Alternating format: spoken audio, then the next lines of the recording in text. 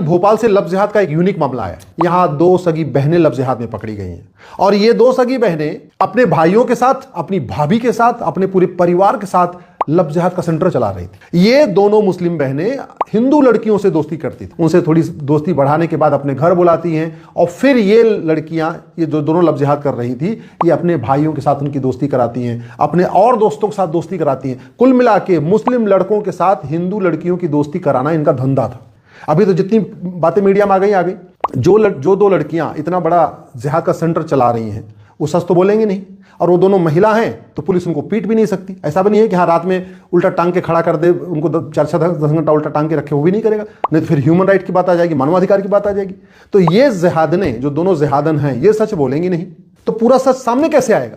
तरीका यही था कि हमारे पास नार्को पॉलीग्राफ ब्रेन मैपिंग कानून होता, इन दोनों बहनों का narco polygraph brain mapping test कर लेते, इनसे पूछते तुम्हें किसने उकसाया, तुम्हारी कौन फंडिंग करता है, तुम कितने लोगों को, ऐसे लड़कियों को कन्वर्ट कर चुकी हो, तो सारी की सारी सच्चाई सामने आ जाती। इसलिए कह रहा हूं narco polygraph brain mapping test करना अनिवार्य करना पड़ेगा। समाधान मैंने पहले भी कहा था, 1 नेशन 1 पुलिस कोड बनाना पड़ेगा, 1 नेशन 1 पिनल कोड बनाना पड़ेगा, नार्को पॉलीग्राफ ब्रेन मैपिंग अनिवार्य करना पड़ेगा, 2010 का FCRA कानून खत्म करना पड़ेगा, हवाला के खिलाफ कठोर कानून बनाना पड़ेगा, तब जाके खौफ पैदा होगा, नहीं तो घटेंगे। मध्य प्रदेश की राजधानी भोपाल से लव जिहाद का एक यूनिक मामला है।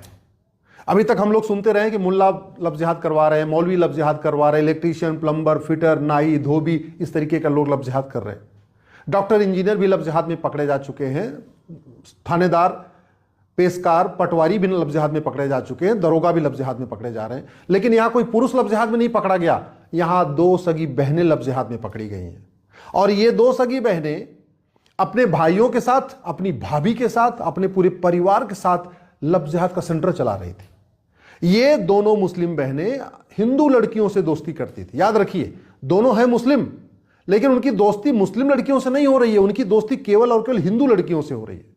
वो हिंदू लड़कियों के साथ दोस्ती करती हैं, उनसे बातचीत करती हैं, उनसे थोड़ी दोस्ती बढ़ाने के बाद अपने घर बुलाती हैं और फिर ये लड़कियां, ये जो दोनों लव जिहाद कर रही थी, ये अपने भाइयों के साथ उनकी दोस्ती कराती हैं, अपने और दोस्तों के साथ दोस्ती कराती हैं। कुल मिला के मुस्लिम लड़कों के साथ हिंदू लड़कियों की दोस्ती कराना इनका धंधा था और इस धंधे में इन्होंने इतना पैसा कमाया कि पहले झुग्गी बस्ती में रह रही थी, अब शानदार आलीशान मकान बनवा लिया। आलीशान मकान बना कैसे, कहां से इतना पैसा आ रहा है? जब मैं पहले भी कई बार कह चुका हूं, भारत में 50,000 करोड़ हर साल आ रहा है भारत को बर्बाद करने के लिए। लव जिहाद, लैंड जिहाद, ड्रग जिहाद, घुसपैठ जिहाद, धर्मांतरण जिहाद के लिए भारत में हर साल 50,000 करोड़ की फंडिंग हो रही है। खाड़ी देशों से हो रही है हवाला के जरिए, पश्चिम देशों से FCRA के जरिए हो रही है। नए FCRA कानून 2010 में बना था, वो खत्म हुआ, न हवाला के खिलाफ कठोर कानून बना, इसलिए फंडिंग रुकी नहीं है और फंडिंग नहीं रुकी है तो लव जिहाद रुकेगा नहीं। कानून भी हमने नहीं बदला। लव जिहाद एक राष्ट्रीय समस्या है, लेकिन पार्लियामेंट में हमने लव जिहाद के खिलाफ कोई कठोर कानून बनाया नहीं। और नया कानून बनाना तो छोड़िए, जो BNS में एग्जिस्टिंग धाराएं हैं उनमें भी हमने अगर थोड़ा बहुत बदलाव किया होता तो लव जिहाद रुकता। लव जिहाद हमारी राष्ट्र की सुरक्षा के लिए खतरा है, उससे निपटने के लिए हमारे पास नेशनल सिक्योरिटी एक्ट है, लेकिन हमने नेशनल सिक्योरिटी आज तक लव जिहाद को राष्ट्र की सुरक्षा के लिए खतरा घोषित नहीं किया। आज तक हमने लव जिहाद को राष्ट्र की एकता अखंडता के लिए खतरा घोषित नहीं किया। हमारे पास ऑर्गेनाइज क्राइम के लिए BNS में सेक्शन 111 है, लेकिन हमने लव जिहाद को ऑर्गेनाइज क्राइम नहीं डिक्लेयर किया। ये लव जिहाद आतंकवाद से भी ज्यादा खतरनाक है। आतंकवादी तो साल में ज्यादा से ज्यादा 500,000 लोगों को मारते हैं, लव जिहाद में तो प्रतिदिन 1,000 बेटियां लव जिहाद का शिकार हो रही है। 5 लाख बहन बेटियां गायब होती हैं, उसमें 1.5 लाख वापस मिलती हैं, 3.5 लाख का अता पता नहीं चल रहा। इसलिए मैं कह रहा हूं आतंकवाद से ज्यादा बड़ा खतरा लव जिहाद है, लेकिन हमने लव जिहाद को आज तक एक्ट ऑफ टेररिज्म डिक्लेयर नहीं किया। हमने लव जिहाद को वेजिंग वॉर डिक्लेयर नहीं किया। हमने लव जिहाद को सेक्शन 152 जो BNS का प्रावधान उसके अंतर्गत लाए नहीं। हमने लव जिहाद करने पे narco polygraph brain mapping test करने का कोई प्रावधान नहीं किया। हमने लव जिहादियों के 100% प्रॉपर्टी जब्त करने के लिए कानून नहीं बनाया। हमने लव जिहादियों को 10-20 साल सजा देने के लिए कानून नहीं बनाया। अरे भैया, खौफ कैसे पैदा होगा? शासक बदलने से खौफ नहीं पैदा होता, डॉक्टर बदलने से बीमारी ठीक नहीं होती, बीमारी ठीक होती दवाई बदलने से। मुख्यमंत्री बदल रहे हैं, गृह मंत्री बदल रहे हैं, कानून मंत्री बदल रहे हैं, कानून नहीं बदल रहा है। जब कानून नहीं बदलेगा तो लव जिहाद कैसे रुकेगा? जब फंडिंग नहीं रुकेगी तो लव जिहाद कैसे रुकेगा? कितना यूनिक केस है, आप सोचिए कि दो लड़कियां भाई के साथ, भाभी के साथ, परिवार के साथ अभी तो इनका narco polygraph brain mapping test हो तो पता चलेगा इस पूरे गैंग में इन्होंने कितने लोगों को अब तक ट्रैप कर लिया। लेकिन वो तो हमने बनाया नहीं।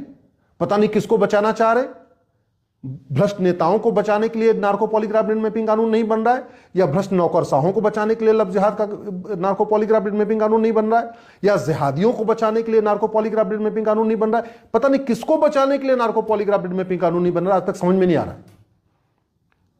यह बहुत बड़ा खतरा हो चुका है, यह कड़वी सच्चाई है। और अभी तो शहरों की बातें मीडिया में आ जाती हैं, शहरों से ज्यादा गांव में लव जिहाद हो रहा है, कस्बों में लव जिहाद हो रहा है।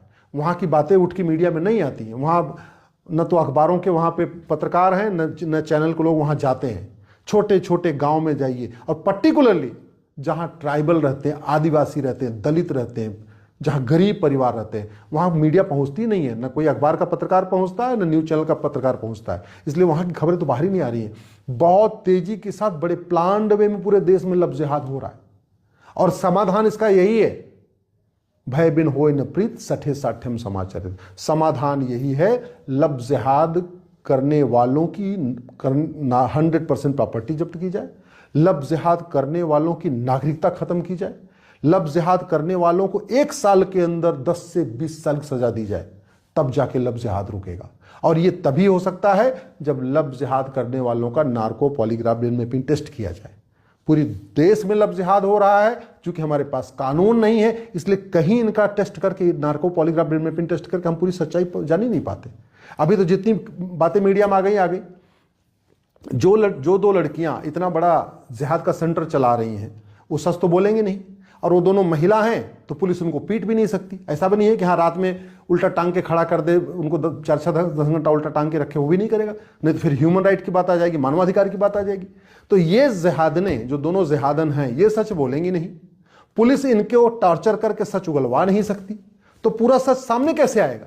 तरीका यही था कि हमारे पास नार्को पॉलीग्राफ ब्रेन मैपिंग कानून होता, इन दोनों बहनों का narco polygraph brain mapping test कर लेते, इनसे पूछते तुम्हें किसने उकसाया, तुम्हारी कौन फंडिंग करता है, तुम कितने लोगों को, ऐसे लड़कियों को कन्वर्ट कर चुकी हो, तो सारी की सारी सच्चाई सामने आ जाती। मुश्किल से 2 घंटे लगता, 2 घंटे के टेस्ट में सारी सच्चाई सामने आ जाती। लेकिन अब वो नहीं होगा। अब क्या होंगे? गवाहों के बयान होंगे।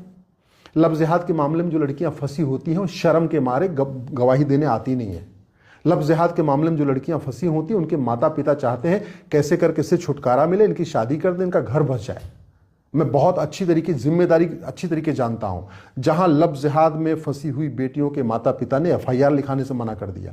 लव जिहाद में फंसी बेटियों के माता पिता ने बोला अगर हम FIR कराएंगे, कम से कम 10 साल मुकदमा डिस्ट्रिक्ट कोर्ट में चलेगा, 10 साल हाई कोर्ट में चलेगा, 10 साल सुप्रीम कोर्ट में चलेगा। और अभी तो कुछ लोगों को पता है कि मेरी बेटी लव जिहाद में फंसी है, अगर हम FIR लिखवा देंगे तो अगले 20-30 साल तक पूरी दुनिया को पता चल जाएगा मेरी बेटी लव जिहाद में फंसी हुई है। इसलिए कह रहा हूं, narco polygraph brain mapping test करना अनिवार्य करना पड़ेगा, तब जाके इस पे सजा हो पाएगी। क्योंकि जो पीड़िताएं हैं वो बयान देने आएंगी नहीं, और जब लव जिहाद की पीड़िताएं अपना बयान नहीं देंगी, वो गवाही नहीं देंगी, उनके समर्थन में और कोई और क्यों गवाही देगा? इसलिए सारे के सारे लव जिहाद के मामलों में ये जो जिहादी हैं, ये बरी हो जाते हैं। बरी इसलिए हो जाते हैं, सब अपनी इज्जत की खातिर चुपचाप शादी करके अपना घर बसा लेती हैं बेटियां, गवाही देने नहीं आती हैं। सरकार को इसका समाधान निकालना पड़ेगा। समाधान मैंने पहले भी कहा था, 1 नेशन 1 पुलिस कोड बनाना पड़ेगा, 1 नेशन 1 पिनल कोड बनाना पड़ेगा, नार्को पॉलीग्राफ ब्रेन मैपिंग अनिवार्य करना पड़ेगा, 2010 का FCRA कानून खत्म करना पड़ेगा, हवाला के खिलाफ कठोर कानून बनाना पड़ेगा, और जो लोग ऐसे काम में करते हैं उस पूरे गैंग को साल भर के अंदर 10 से 20 साल सजा देना पड़ेगा। साल भर के अंदर पूरे गैंग की प्रॉपर्टी जब्त करना पड़ेगा। साल भर के अंदर पूरे गैंग की नागरिकता खत्म करना पड़ेगा, तब जाके खौफ पैदा होगा। नहीं तो घटेंगे तो कटेंगे, और लगातार हम घट रहे हैं।